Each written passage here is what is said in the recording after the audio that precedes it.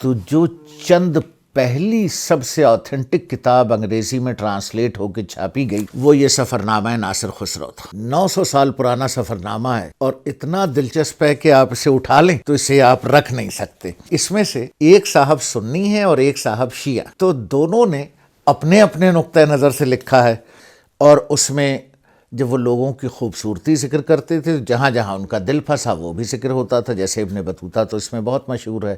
تو میں نے اپنے نوٹس میں یہ لکھا ہے، اب ٹونٹیاں لگ گئی ہیں میں نے دیکھا ہے، ٹھیک ہے۔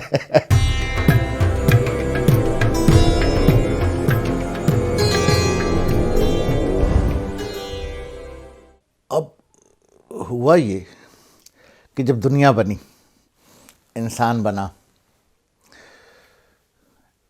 اور خاندان پھیل گئے، انسان نے سفر کرنا شروع کیا، تو اس وقت سے جب کاغذ نہیں تھا لوگ آپس میں ایک دوسرے کو دوسرے علاقوں کے قصے سناتے تھے، یعنی سفرنامہ سناتے تھے۔ اچھا، سفرنامے کی روایت یہ تھی جو زبانی ہوتا تھا کہ وہ کہاں گئے، روٹ کیا تھا، اور ذریعہ سفر کیا تھا، وجہ کیا تھی، اور کن کن علاقوں میں گئے اور وہاں کس کس طرح کے لوگ ملے، اشیاء تجارت کیسی ہیں، بادشاہ کیسا ہے، لوگوں کی خوبصورتی اور بادشاہی نظام، اور اس کے اوپر کمنٹ اور عوام کی فلاح۔ اور اس میں جب وہ لوگوں کی خوبصورتی ذکر کرتے تھے جہاں جہاں ان کا دل پھنسا وہ بھی ذکر ہوتا تھا، جیسے ابن بطوطہ تو اس میں بہت مشہور ہے، جہاں جاتا تھا ایک شادی کرتا تھا۔ اچھا، موجودہ زمانے میں پاکستان میں سفرنامے بہت اچھے لکھے گئے ہیں، اور کچھ لوگوں نے ان سے مرعوب ہو کر یہ کیا کہ سفرنامے میں اپنی ذات کا اظہار بھی شروع کر دیا، سو سفرنامے اپنی وقت کھو بیٹھے۔ لیکن موجودہ زمانے میں نام نہیں لینا چاہتا، بہت اچھے سفرنامے لکھے گئے ہیں۔ اچھا، لوگ یہ سمجھتے ہیں کہ سفرنامے آج کی اردو میں آج کی داستان ہے، نہیں، بہت اچھے سفرنامے ٹرانسلیٹ ہوئے ہیں، اور زیادہ تر عربی کے اور مسلمانوں کے ہیں۔ ابن بطوطہ بھی مسلمان تھا اور مراکش کا تھا، تنجیر شہر کا تھا، جہاں سے اسپین یعنی جبرالٹر کل 36 میل ہے، ٹھیک ہے۔ تو ان اے وے آپ اسے کہہ سکتے ہیں کہ وہ اسپینش انٹریکشن تھا۔ اچھا، اسی دور میں جب ہم اسپین کی بات کر رہے ہیں تو میں آپ کو ایک سفرنامہ دکھاؤں، اس کو، یہ ابن جبیر کا سفرنامہ ہے۔ اچھا، اب میں دوسرا بھی دکھاؤں گا، یہ سفرنامہ ناصر خسرو کا ہے۔ اچھا، اتنے دلچسپ سفرنامے ہیں یہ دونوں کہ اب ابن جبیر کا زمانہ کون سا ہے؟ یہ موجودہ اسپین کا رہائشی تھا، ابن شلز نامی پہاڑ کے دامن میں، موجودہ جو اندلس ہے، ہسپانیہ، جہاں مسلمان تھے، اور یہ 574 ہجری، 900 سال پرانا سفرنامہ ہے، اور اتنا دلچسپ ہے کہ آپ اسے اٹھا لیں تو اسے آپ رکھ نہیں سکتے۔ اب بہت دلچسپ ہے، اور ہوا یہ کہ قلعوں کی خوبی، اب علاقہ ایک ہی ہے، جس کا ان دونوں نے سفرنامہ کیا وہ ایک ہی علاقے کا کیا، جو اس وقت کی سب سے جدید دنیا تھی، اندلس خود یعنی ہسپانیہ، اسپین، اور پھر سیریا جسے بلاد الشام کہتے ہیں۔ یہ دنیا کا سب سے ڈیولپڈ خطہ یوں تھا کہ بازنٹائن امپائر، جو قسطنطنیہ یا موجودہ استنبول تھا، اس کا سب سے ریچسٹ سویلائزڈ، ویلدی اور کلچرڈ پروونس بلاد الشام تھی۔ تو بلاد الشام میں آج کا پورا سیریا، خاصا لبنان، پورا فلسطین یعنی موجودہ اسرائیل، اردن، یہ بلاد الشام ہے، جس کی سرحدیں جزیرہ نماء عرب سے، یعنی موجودہ دور میں مدینہ منورہ سے تقریباً 1600 کلومیٹر کہہ لیجئے. وہاں تک کا یہ سفر نامہ ہے. اور اب اس میں سے میں بتاؤں گا نہیں، ایک صاحب سنی ہیں اور ایک صاحب شیعہ ہیں، تو دونوں نے اپنے اپنے نقطۂ نظر سے لکھا ہے اور کمال لکھا ہے. اب جیسے ابن جبیر لکھتا ہے، لفظ خاتون کو ہم پہلے بیان کر چکے ہیں. یہ لفظ ان کے ہاں مثل سیدہ کے امیر عورتوں کے واسطے متعین ہے. گویا یہ لوگ تاروں کے جھرمٹ میں چلتے ہیں اور زمین کو تارے بھرے آسمان سے مقابلے کا دعویٰ ہے. اب یہ اتنے خوبصورت سفر نامے ہیں. اور پھر خزانوں کا ذکر ہے، قبرستانوں کا ذکر ہے، دمشق کی آبادی کا، اور کریٹ. اور یہ کہاں تک گیا ہے؟ ابن جبیر موجودہ گریس، کریٹ، یونان، روما تک گیا ہے. اور پھر وہاں کا ذکر ہے کریٹ کا. اور پھر وہ طوفان اور بحری سفر اور عورتیں اور شادابی. اب یہ کریٹ کا ذکر کر رہا ہے کہ وہ اپنی بلندی کے باعث، جملہ سنیے آپ، جزیرے کی شادابی جبل برکان اسی جزیرے میں ہے، اور وہ اپنی بلندی کے باعث بادلوں سے کمر اور برف سے امامہ باندھے رہتا ہے. جملہ دیکھیے آپ. اور دونوں کا زمانہ ایک ہے. یہ 1000 سال پرانے سفر نامے ہیں. اور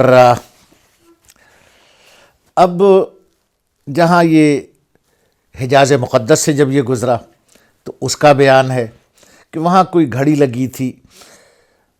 اس کا اتنا خوبصورت بیان ہے حجاز مقدس کا کہ ہر ساعت کے ختم ہونے پر وہ چراغ ایک آئینے کے مقابل آ کر اس آئینے کو روشن کر دیتا ہے. آئینے کی سرخ شعاعیں اپنے مقابل کے دائرے پر منعکس ہوتی ہیں، ناظرین کو ایک سرخ دائرہ دکھائی دیتا ہے. اسی ترکیب سے ساعت بساعت دائرے روشن ہوتے جاتے ہیں، اور رات کی سب گھڑیاں ختم ہو کر کل ایک سرخ دائرہ بچتا ہے، یعنی سورج طلوع ہونے والا ہے. اور اس گھڑی کا نام میقاتیہ ہے جو حجاز میں لگی تھی. پھر یہ ہے کہ کسی مسجد کا ذکر ہے. پھر اس کی خوبصورتی عصر کے نماز کے بعد سورہ کوثر سے آخری قرآن شریف تک ختم ہوتا ہے، اور اسے ختم کوثریہ کہتے ہیں، یعنی سورہ کوثر کے حوالے سے. اور بہت خوبصورت ہے. ان میں سے کچھ جگہ میں نے دیکھی ہیں. اب جیسے یہ لکھتا ہے حضرت عیسیٰ کی ولادت گاہ، تو اب یہاں میں نوٹس لے کر پڑھتا ہوں، تو یہاں پر میں نے نوٹس میں لکھا ہوا ہے کہ میں نے بھی یہ جگہ دیکھی، اور اب یہ دنیا کے بڑے چرچز میں سے ایک چرچ ہے، اور میں بھی وہاں گیا. اب ایک جگہ یہ کہتا ہے حضرت خضر علیہ السلام کا جو مصلی ہے.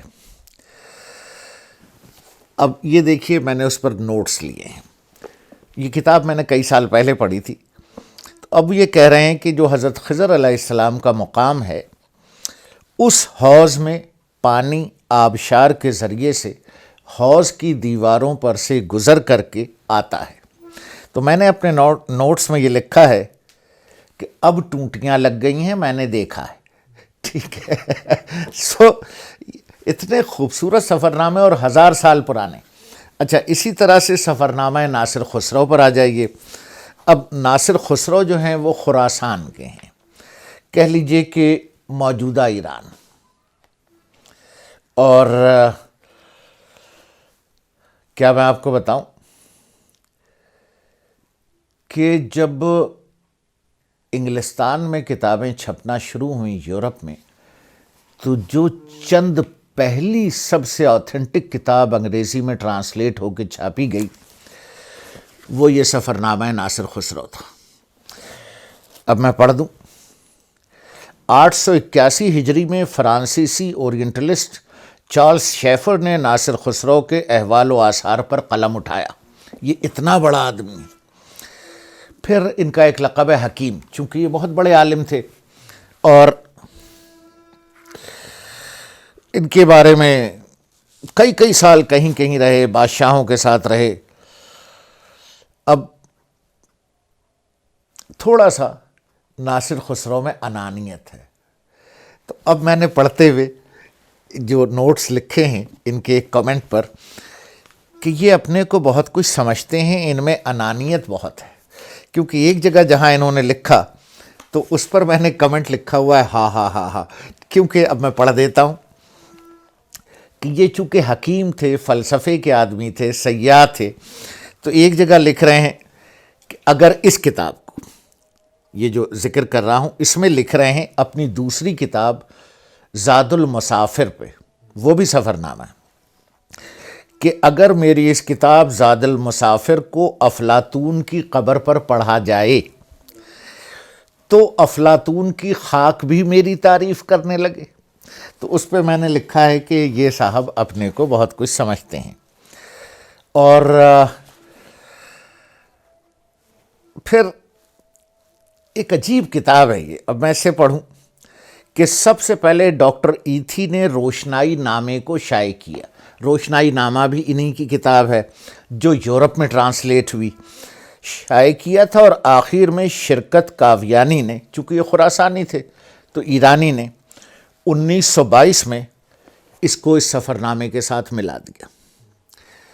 تو ان کی اصل زبان فارسی تھی اور ابن جبیر کی اصل زبان اسپینش اور عربک تھی، تو جو اسپین میں رہتے تھے. اب انہوں نے موجودہ ایران، نام سنے آپ، یہ بڑے مشہور نام ہیں، میں اس کو پڑھوں. جب یہ نیشا پور پہنچا ہے، اور نیشا پور کا نام کون نہیں جانتا، شنبہ کے دن 11ویں شوال یعنی اپریل کو نیشا پور میں داخل ہوا. اس مہینے کے آخری 4 شنبے کو سورج گرہن پڑنے والا تھا. تغرل بک محمد برادر چغری بک داؤد بحیثیت فرمانروا حکمران تھا. اب اس کے بعد اب امام الصوفیہ جو کہلاتے ہیں، جن سے سلسلہ بسطامیہ کا آغاز ہوا، جو آگے جا کے سلسلہ خواجگان میں بدلا، جو آگے چل کر سلسلہ نقشبند میں بدلا. تو حضرت خواجہ بایزید بسطامی علیہ الرحمہ سے بڑا نام تصوف میں ہے نہیں، اسی وجہ سے یہ امام الصوفیہ کہلاتے ہیں. اب لکھ رہا ہے قومس. اب یہ قومس پہنچا مئی کے مہینے میں.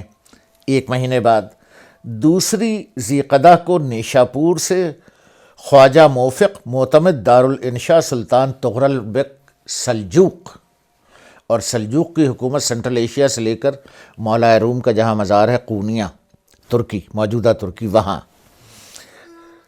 تغرل بیگ سلجوقی کے ہمراہ کوان کے راستے سے قومس میں آیا اور حضرت خواجہ شیخ یزید بسطامی رحمۃ اللہ علیہ کے مزار کی زیارت سے مشرف ہوا.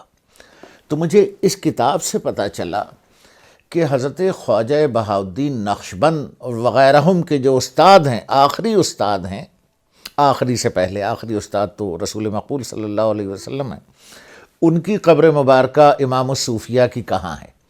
قومس میں ہے. وہ اس کتاب سے پتہ چلا. اور پھر وہ عورتوں کا ذکر نکل آیا کہ 850 قبل مسیح میں شہر ملکہ بہار، سمندروں کی شہزادی کہلاتا تھا، یعنی سور نام کا جو شہر ہے شام کا، جس کو آپ نے اگر ہالی ووڈ کی فلمیں دیکھی ہوں تو ٹائر، TYER کے نام سے ہے، پرانی رومن امپائر، بازنٹائن. اب جو ٹائر کا ذکر کر رہا ہے، مجھے تو نہیں معلوم تھا کہ جی پرانی بازنٹائن امپائر، ٹائر، ہالی ووڈ کی فلمیں، اس کا اصل نام سور ہے، سواد واورے. اور پھر ان سے پتہ چلا کہ وہ ملکہ بہار، سمندروں کی ملکہ کا شہر کہلاتا تھا. بخت نصر اور سکندر اعظم نے اس کو تباہ و برباد کیا. اب ایک چھوٹا سا شہر ہے جہاں روئی کی تجارت ہوتی ہے. پھر یہ عکا پہنچے جو موجودہ فلسطین کا شہر ہے، اور عکا کا نام بڑا تاریخی ہے اگر کسی نے کروسیڈز میں پڑھے ہوں. اکو، اکاد اس کا قدیم نام اکزیب ہے جس کا ترجمہ سیل ہے، اور اک کا ترجمہ الرمل المحرق یعنی جلتی ہوئی ریت ہے. سب سے اول دنیا میں اسی جگہ کی ریت سے شیشہ زجاج یعنی قندیل بنائی گئی۔ دنیا میں جہاں سب سے پہلے شیشے کی کوئی چیز بنی وہ موجودہ عکا ہے۔ اور اگر میں کہوں کہ اللہ رب العالمین وحدہ لا شریک نے اپنی کتاب مبارکہ میں جہاں اپنی سب سے اچھی تعریف کی ہے میری کم علمی کی رائے میں، تو وہاں یہ کہتا ہے اپنی تعریف میں الزجاجۃ کأنہا کوکب دری یوقد، یعنی وہ اپنی ذات مبارکہ کو ایک ایسی چراغ سے تشبیہ دیتے ہیں جو قندیل میں رکھا ہو۔ تو زجاج کا لفظ قندیل جس کا مطلب ہے وہ قرآن کا لفظ ہے۔ تو انہوں نے بھی کہا کہ اسی جگہ کی ریس سے دنیا میں پہلی دفعہ زجاج یعنی شیشے کی کوئی چیز بنائی گئی۔ تو اب جناب علی مردوں میں جو مردانہ کمزوری کے بورڈ لگے ہوتے ہیں تو روغن بلسان ایک جو مکہ اور مدینہ جاتا ہے لے کر آتا ہے، تو اب انہوں نے بھی شجر بلسان کا ذکر کیا ہے کہ باغ کے اندر بلسان کے درخت تھے۔ روایت ہے کہ خلیفہ کا باپ تخم بلسان مغرب سے لایا تھا اور اس ملک میں بویا گیا۔ سعودی عرب میں وادی بدر میں بھی یہ درخت ہوتا ہے جس کا تیل میں نے بھی خریدا ہے۔ یہ اتنی دلچسپ کتابیں ہیں۔ اب خانہ کعبہ کے دروازے کا بیان ہے کہ اور چاندی کے 2 بڑے بڑے کڑے جو غزنی سے آئے ہیں اور کعبہ شریف کے دروازوں کے دونوں پٹ میں لگے ہوئے ہیں اور اس قدر اونچے ہیں۔ پھر خانہ کعبہ کے یہ اندر بھی گیا، اس کا بیان ہے۔ یعنی یہ عجیب کتابیں ہیں دونوں۔ اور یہاں رکھی ہوئی ہے حضرت علامہ اقبال علیہ الرحمہ اور حضرت شبلی نعمانی علیہ الرحمہ اور ایک اور صاحب تھے نواب بہادر یار جنگ علیہ الرحمہ۔ ان تینوں نے سفر نامہ کیا غزنی وغیرہ کا اور شام تک گئے۔ تو انہی علاقوں پر ڈاکٹر صاحب کا سفر نامہ حضرت علامہ اقبال علیہ الرحمہ، اور پھر ابھی مجھے ڈھونڈنا پڑے گا یہاں کہیں رکھی ہوئی ہے، اور حضرت نواب بہادر یار جنگ علیہ الرحمہ کا سفر نامہ انہی علاقوں کا۔ تو جو سفر نامے پڑھنے کے شوقین ہیں وہ یہ دیکھتے ہیں کہ کس علاقے کا کس کس نے لکھا ہے۔ تو ابھی میں نے پچھلے صرف 1000 سال کا تذکرہ کیا ہے۔ اور اگر سفر ناموں سے کسی کو واقعی دلچسپی ہے تو اب لوگ جو ہیں وہ لندن جاتے ہیں 5 دن کے لیے کسی NGO کے ٹکٹ پر کوئی کانفرنس اٹینڈ کرنے، ٹھیک ہے، اور سفر نامہ واپسی پہ تیار ہوتا ہے۔